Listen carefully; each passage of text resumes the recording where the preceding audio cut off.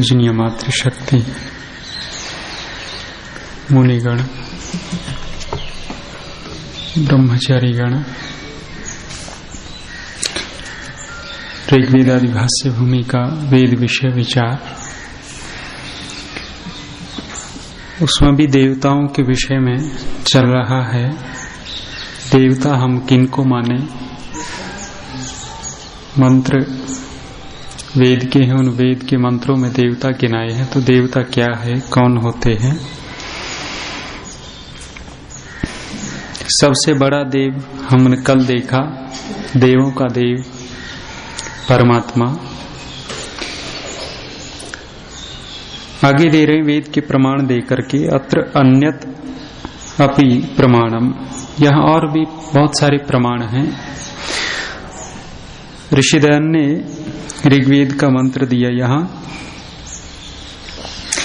ये त्रिंशति त्रयस्परो देवासो बर्हिर आसदन विदन्नः द्वितासनन।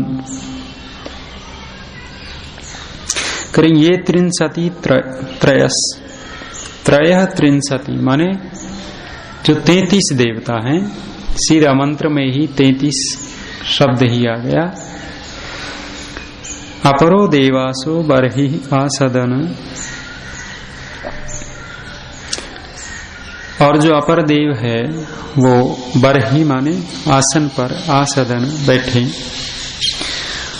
विदन अह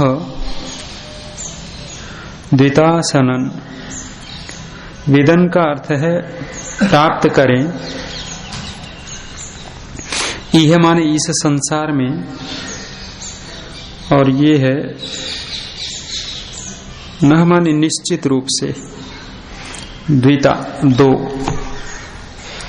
तो इसका मुख्य रूप से ही ये जो मंत्र दिया है, ये 33 देवता दिखाने के लिए दिया है। आगे भी 2 मंत्र, 3 मंत्र और हैं। त्रयस त्रिंशत् आस्तुवत भूतानि असाम्यन प्रजापति परमेष्ठ्याधिपति आसीत, ये यजुर्वेद का है। अथर्ववेद का दिया, यस्य त्रयस्त्रिंशत् देवा निधि रक्षन्ति सर्वदा निधिम तमद्य को वेद यम देवा अभिरक्षथ। यस्य त्रयस्त्रिंशत् देवा अंगे गात्रा विभेजिरे तान वै त्रयस्त्रिंशत् देवान एके ब्रह्मविदो विदुः। मुख्य रूप से इन मंत्रों का तात्पर्य यही है, जिसलिए स्वामी दयानंद ने दिए। ये 33 देवता दिखाना चाह रहे हैं कि 33 देवता हैं, 33 कोटि। कल भी हमने देखा था 33 कोटि देवता माने 33 प्रकार के। पौराणिकों ने कोटि से करोड़ लिया, और ऋषि दयानंद ने कहा कि जी दूसरे लोगों ने 33 करोड़, कोटि का अर्थ करोड़ भी है, और स्तर जो शक्तिनंद जी बोल रहे, स्तर अर्थात प्रकार। तो 33 प्रकार के देवता ऋषि दयानंद ने कहे, और दूसरे लोगों ने इस कोटि से करोड़ निकाल लिया। तो 33 करोड़ वैसे उन्होंने बनाने की का प्रयास बहुत किया, 33 करोड़, लेकिन करोड़ नहीं बना पाए। बनाए तो सही, 20, 30, 50, सैकड़ों देवता तो बना लिए अलग अलग, लेकिन करोड़ नहीं बना पाए। आगे सतपथ का दे रहे यहाँ, सह उवाच महिमान एवै एषाम एते त्रयस्त्रिंशत्वेव देवा इति। कह रहे हैं, अब बात चल पड़ी तो कह रहे हैं ये 33 देवता हैं। सतपथ ब्राह्मण की बात कह रहे हैं, आगे स्वामी जी का अर्थ देखेंगे। देवा इति कथमे ते 33 इति अष्टौ वसव एकादश रुद्रा द्वादश आदित्याः ते 31 इंद्रश्च एव प्रजापतिश्च त्रयस्त्रिंशौ इति। करें वो 33 देवता कौन कौन से हैं, अलग अलग गिना रहे हैं। तो यहां दिया 8 तो वसु हो गए, 11 रुद्र, 12 आदित्य, एक 33 जो कह दिया इंद्र देवता और प्रजापति। ये मिलाकर के 33 देवता हो गए। 8 वसु, 11 रुद्र, 12 आदित्य, कितने हो गए? 20 और 11 31। एक इंद्र हो गया और एक प्रजापति हो गया, तो 33 देवता गिना दिए स्वामी दयानंद ने। कतमे वसव, वसु देवता कौन कौन से हैं जिनको वसु हम माने? तो कहा अग्निश्च पृथ्वी च वायुश्च अंतरिक्षम च आदित्यश्च द्यौश्च चंद्रमाश्च नक्षत्राणि च एते वसवः। वसु देवताओं को खोला अग्नि, पृथ्वी, वायु, अंतरिक्ष, आदित्य, द्यौः, चंद्र और नक्षत्र, ये 8 वसु हो गए। वसु क्यों है आगे दे रहे हैं, एतेषु ही इदम सर्वम वसु हितम एते हिदम सर्वम वासयन्ते तद यदि इदम सर्वम वासयन्ते तस्मात् वसव। इनको वसु क्यों कहते हैं? क्योंकि एतेषु ही इदम, इन्हीं में सब वास करते हैं अथवा ये वसाने का हेतु है, कारण बनते हैं। सूर्य देवता है, वसु देवता है। अभी बहुत पीछे बातें भी चलती रही। ऋषि दयान ने 8वें समोल्लास में लिखा कि ये जितने भी सूर्य आदि लोक लोकांतर हैं, इन सब में मनुष्य आदि सृष्टि है। अब मनुष्य आदि सृष्टि लिखी तो शंका करने वाले अथवा आक्षेप करने वाले ये कहते हैं कि ये सूर्य के ऊपर, पदव स्वामी दयानंद की कौन सी तर्क बुद्धि है कि सूर्य के ऊपर भी आदमी कह दिए। बहुत सारे लोक लोकांतर हैं और स्वामी दयानंद ने एक तर्क दिया कि क्या ये लोक लोकांतर व्यर्थ में है? ऐसे ही थोड़ा ही बना रखा परमात्मा ने, इनके ऊपर भी मनुष्य आदि सृष्टि है, जीव रहते हैं। रही सूर्य की बात, तो सूर्य की बात एक वायव्य शरीर होता है, कुछ जलीय शरीर होते हैं, कुछ आग्नेय शरीर होते हैं। हो सकता है सूर्य के ऊपर आग्नेय शरीर हो, और वो भी नहीं है मान लेते हैं, तो दूसरा यहाँ क्या दिया कि जो वसाने का हेतु है, एक तो जिसमें हम वसते हैं वो वसु हो गया, जैसे पृथ्वी के ऊपर हम वास करते हैं वसु है, और एक वसाने का हेतु अर्थात जिसके कारण वस रहे हैं। यदि सूर्य न हो तो पृथ्वी कहाँ टिकेगी, तो वो भी हमारे वसने में कारण बना हुआ है, हेतु है। इस रूप में उसको भी वसु कहेंगे। करें कतमे रुद्रा, रुद्र कौन से हैं? 10वें पुरुषे प्राणा आत्मैका दशस्ते यदस्मान मर्त्यान शरीरात उत्क्रमन्ति अधरोदयन्ति तद यद रोदयन्ति तस्माद रुद्रा इति। करें रुद्र कौन से हैं जिनको हम रुद्र देवता मानते हैं? तो करें एक तो ये पुरुष माने जीवात्मा, और 10 प्राण, 10 प्राण और एक जीवात्मा, ये मिल करके 11 रुद्र हुए। और रुद्र क्यों कहते हैं इनको?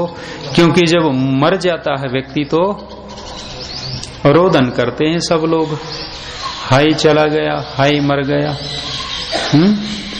और मरा हुआ कौन है?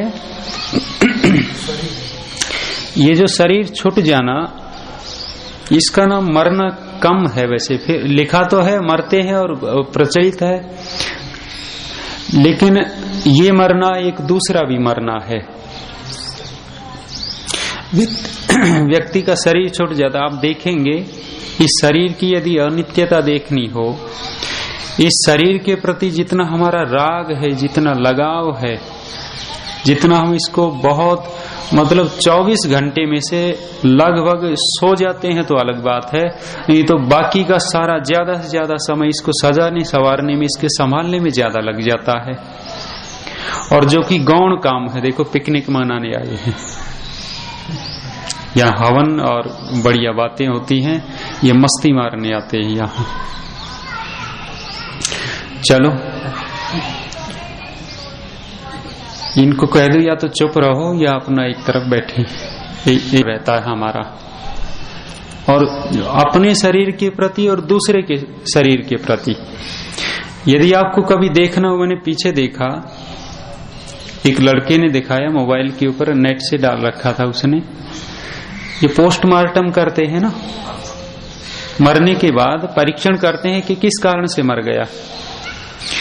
तो जब उसने दिखाया तो वो डॉक्टर जो था वो मतलब ने तो वो मास्क लगाए था, वो नकाब लगाए था, शरीर पड़ा है और एक छुरा लिए था, वो यूं चीर दिया उसने, ऐसे यहां तक चीर दिया।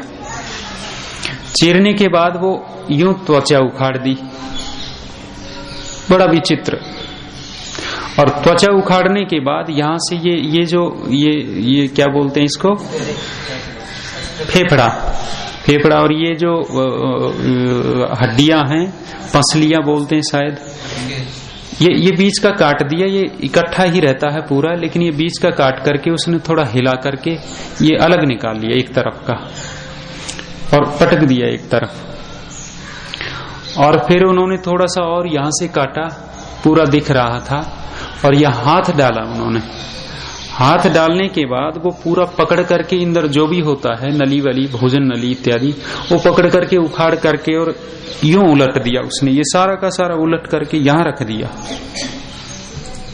और रखने के बाद थोड़ी देर बाद उसने फिर यहां से काटा पीछे से, और पीछे से काट करके पूरे शरीर, ये सिर की त्वचा उखाड़ी, और उखाड़ने के बाद ये त्वचा भी उखड़ गई। उस समय शरीर को देखो कि शरीर क्या है, बिल्कुल ऐसा लगेगा कि ये तो संवेदना यदि हमारे अंदर है, ऐसा लगेगा ये तो कुछ भी नहीं, बिल्कुल। और बहुत ज्यादा आकर्षण इसके लिए बना रहता है। यदि हम वो देखते हैं, देखने के बाद आकर्षण कुछ कम होता है, घटता है।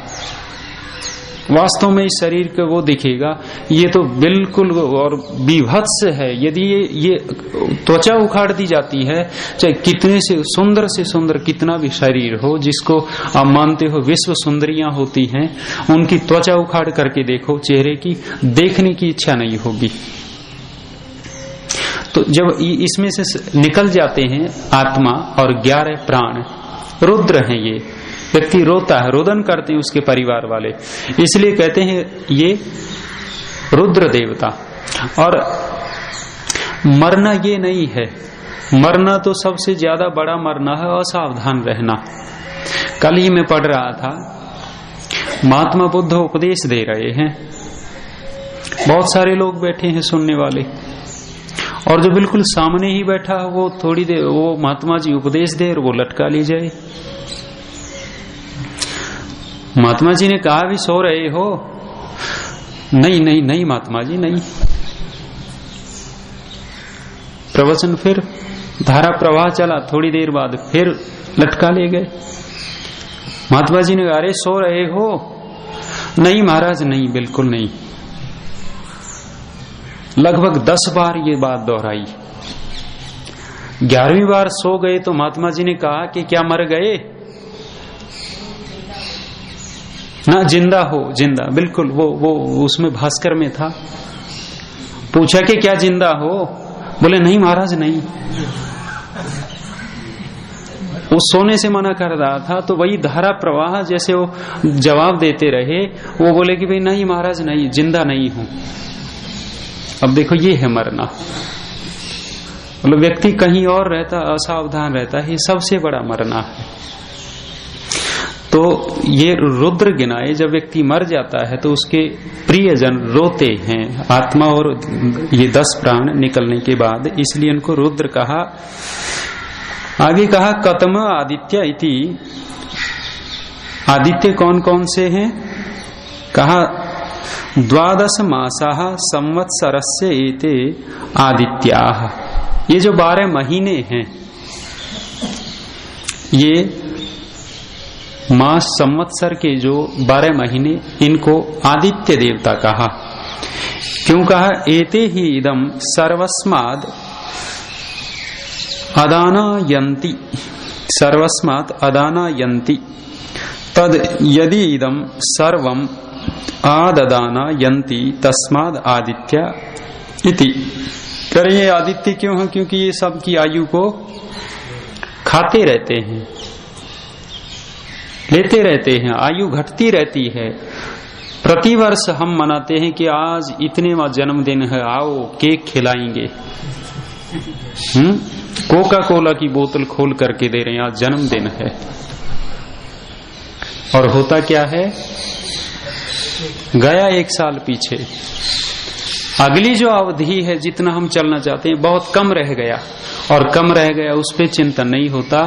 पिछले वो उस दिन तो बड़े भंगड़े चलते हैं, भंगड़ा होता ना, ढोलक वाले पहुंच जाते हैं और वो बजता है और वो नाचते हैं, वो माँ भी नाच रही है, उसकी बहन भी नाच रही है। क्यों?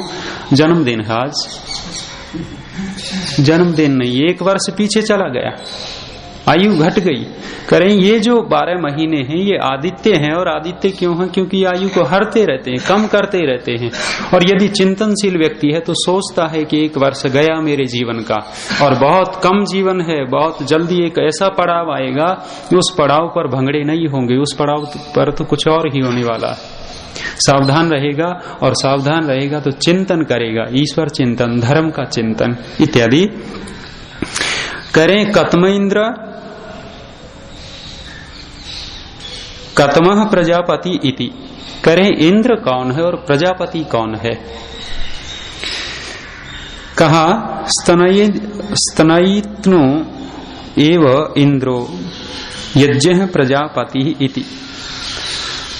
इंद्र को खोल रहे स्तनयित्नो, ये शायद बिजली को कहते होंगे। बिजली जो है इंद्र है, क्यों है? क्योंकि ऐश्वर्य का हेतु है। जब बादल कड़कते हैं और कड़कने के बाद बिजली चमकती है, बादलों का घर्षण होता है।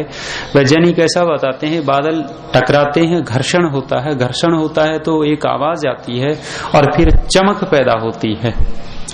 चमक पैदा होती है तो वैज्ञानिकों ने ऐसी भी खोज की कि एक बार जो बिजली कड़कती है, उस बिजली के कड़कने से भूमि में बहुत ज्यादा नाइट्रोजन पैदा हो जाता है। जो खाद डालते हैं, बहुत सारी खाद डालते हैं, वो हजारों रुपए की खाद डाल लो और एक बार बिजली कड़क गई, उससे जितना नाइट्रोजन बन जाता है पृथ्वी के अंदर, भूमि के अंदर, वो खाद से नहीं बनता इतना। प्राकृतिक स्वाभाविक ऐश्वर्य का हेतु है बिजली। और जहाँ बिजली कड़कती हो, बादल गरजते हो, वर्षा होती हो, खुशहाली वहां मिलती है।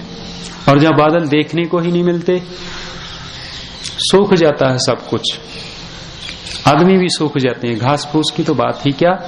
तो कह रहे हैं इंद्र जो है वो बिजली, और यज्ञ प्रजापति। प्रजापति कौन है? यज्ञ को प्रजापति देवता जो 33वां देव है, वो यज्ञ को कहा। करें कतमः स्तनयित्नु इति असनी इति। करें वो स्तनयित्नु कौन है? तो वही खोल दिया, असनी। असनी माने बिजली जो आकाश में चमकती है, कड़कती है। कतम यज्ञ इति। करें यज्ञ क्या है? तो पशव इति। अब कह रही पशु यज्ञ है। सुबह आचार्य शिव कुमार जी शायद वही यज्ञ का ही प्रकरण उठाए थे। यज्ञ को कैसे यज्ञ करें वो कथा भी सुना रहे थे। ये न हो तो ये हो, और वो न हो तो वो हो, बहुत सारे लंबा ले जा करके। और कम से कम वहां तो इतना दिया कि अभी यज्ञ तो अवश्य करें, और कुछ भी न हो तो केवल मंत्र पाठ ही कर लेवे तो भी हो जाएगा, चलो यज्ञ तो हुआ।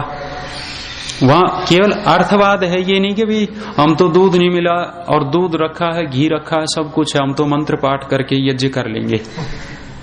ये बिल्कुल उद्देश्य नहीं है ऋषि का। वहां केवल अर्थवाद है। ये दिखाना चाह रहे हैं कि भाई ये नित्य कर्म है और नित्य कर्म कभी छूटने नहीं चाहिए। यदि आपके पास ये साकल्य इत्यादि पदार्थ नहीं है तो चलो आप ऐसी यात्रा में, ऐसे बंधन में, ऐसी जगह पहुंच गए, केवल मंत्र पाठ ही कर लो। अन्यथा यज्ञ तो, अग्निहोत्र तो वही है जिसमें ये बढ़िया घी डलता है, अच्छी सामग्री डलती है। तो ये पशव, पशु को यज्ञ कह दिया। पशव ये कैसे कहा है पशु? वहां एक श्लोक जहां से ये बोल रहे थे, वहां श्लोक दिया है, श्रूयताम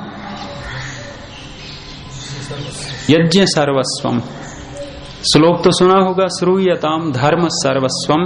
वो नहीं, श्रूयताम यज्ञ सर्वस्वम।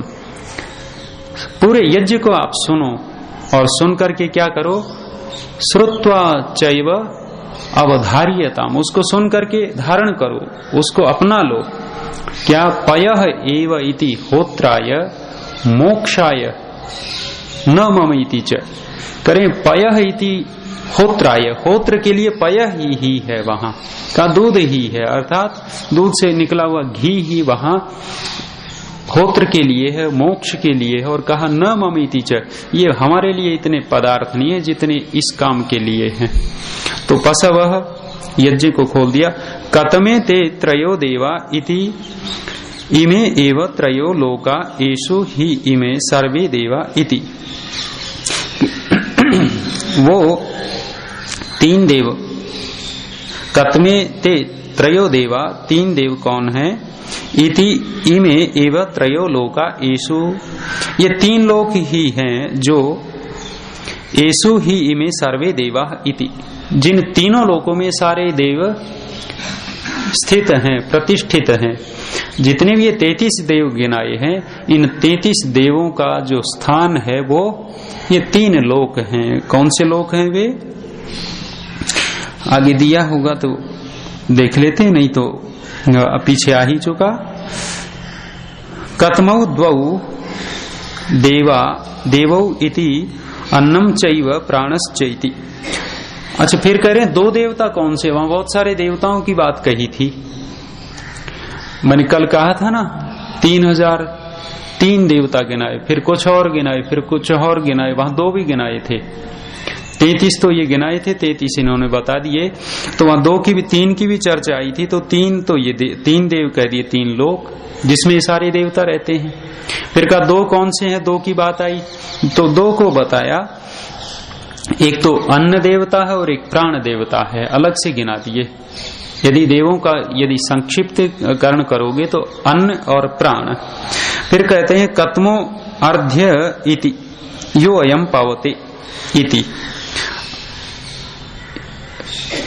कतमो अध्यर्ध, आधे का आधा, अध्यर्ध माने आधे का आधा। वो आधा देव बिल्कुल छोटी इकाई पे ले आए। करे वो कौन है? तो करे यो अयम पावते, जो पवते पवित्र करता है, अथवा वायु को भी कह देते हैं पवन। आगे का तद आहु यद अयम एक एव पावते अथ कतम अध्यर्ध इति। करे हैं यद अयम एक एव, जो एक ही है, पावते जो पवित्र करने वाला है, वो कतम कौन है? अध्यर्ध इति। कहा यद अस्मिन इदम सर्वम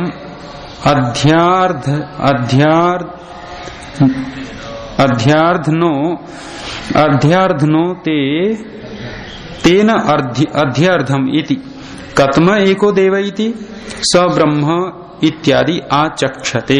अंतिम में जो एक देव गिनाना चाह रहे थे, यहाँ महर्षि याज्ञवल्क्य भी जो सतपथ ब्राह्मण के कर्ता हैं, उन्होंने भी अंत में ला करके एक ही देव पर टिका दिया।